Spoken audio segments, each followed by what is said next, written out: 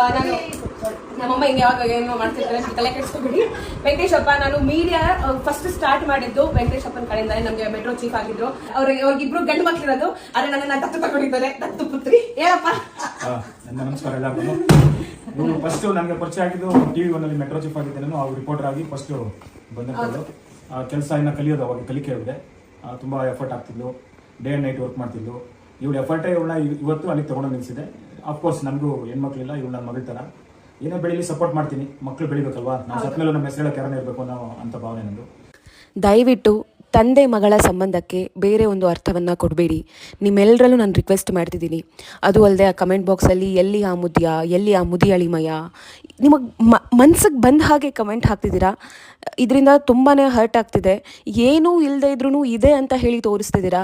2 second ವೀಡಿಯೋವನ್ನು slow ಮಾಡಿ 5 second ಮಾಡಿ ರಾಸಲೀಲೆ ವೀಡಿಯೋ ಅಂತ ಹೇಳ್ತಿದ್ದೀರಾ. ಅದರಲ್ಲಿ ಎಲ್ಲಿ ನಿಮಗೆ ರಾಸಲೀಲೆ